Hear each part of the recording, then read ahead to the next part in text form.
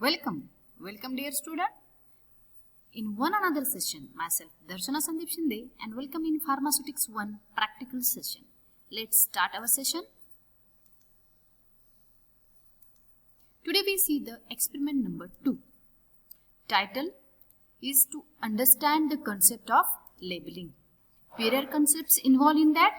Types of dosage form preparation, container, storage, conditions, shelf life and expiry date. Then learning outcomes of our today's sessions are student to develop to intellectual skills after watching this video and to understand the different requirements of labeling, and then to develop the motor skill preparation of label for different dosage forms. Then new concepts involved in this practical session is that is a drug nomenclature. A drug generally has three categories of names. That is a chemical name. It is the IUPAC name of the drug that describe a substance chemically. Example of its acetyl salicylic acid. Then international non-proprietary name, that is INN, or it's also known as the generic name. It is the name accepted and approved by the World Health Organization. It has been preferred for the main title of a new drug substance over other names. Example of it, aspirin. The generic name for the aspirin is acetyl salicylic acid, which is also a chemical name. Then proprietary or a brand name. It is the name assigned by the manufacturer and it is his property or a trademark. One drug may have multiple proprietary names. Example of its Disprin or Ecosprin are the multiple trade names for the aspirin from the different manufacturer. Then this is the nomenclature, how it can be designed by the chemical names, international or non-proprietary or generic name, and proprietary or brand names. Then second proposition, that is label. Labeling or label means a display of a written, printed or a graphic matter upon the immediate container of any article. The objective of labeling is to ensure the appropriate and safe use of the medication. The Food and Drug Administration approve the labeling requirement of each product. Label gives the patient clear and complete instruction on how to take the use of the preparation. Then preposition 3, that is schedules. For this purpose, we have to know the different kinds of or different schedules. That is schedule G, which is for the list of the substance that should be required to be used under the medical supervision and which are required to be labeled accordingly. Then schedule H. Schedule H, the list of the substance. Schedule H, list of the substance should be sold by the retailer only on the prescription of the registered medical practitioner. Then schedule F. These are the standard of the ophthalmic preparations. Then schedule X. List of the drugs for the sale of which special license is necessary. Then preposition 4, that is general labeling requirements. First, we have to add the name of the drug on the label.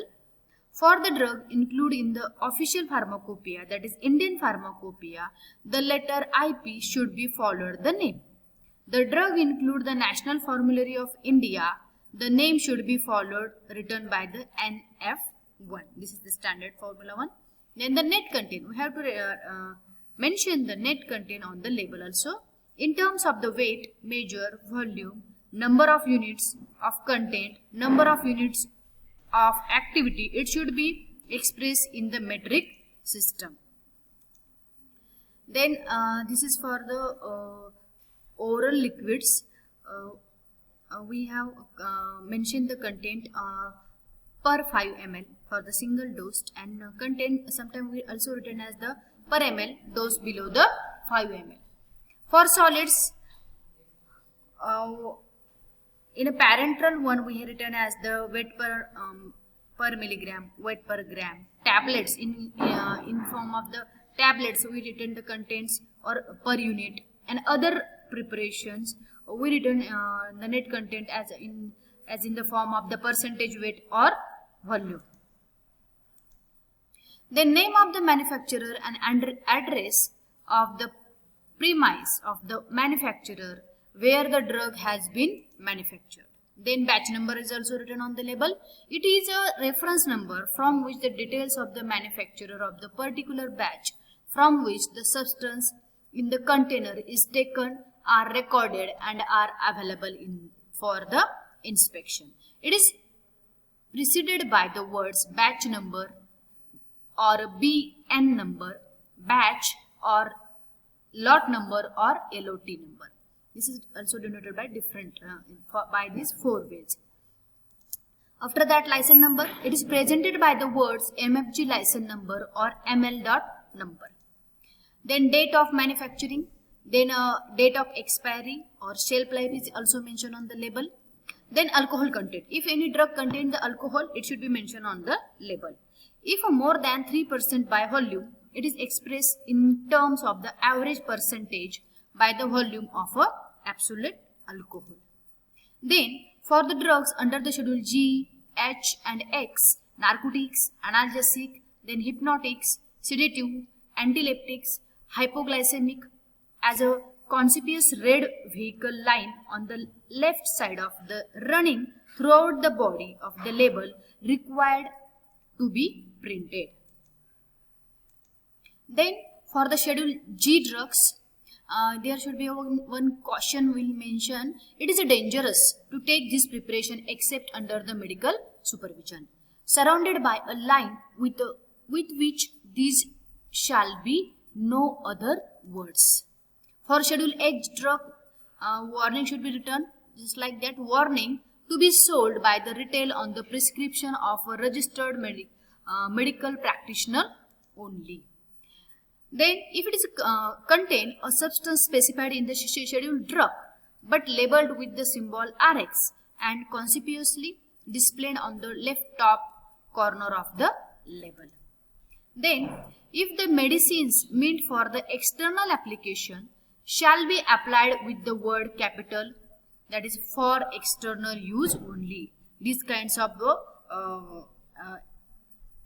label or this kind of a word should be mentioned if the preparation for the external application.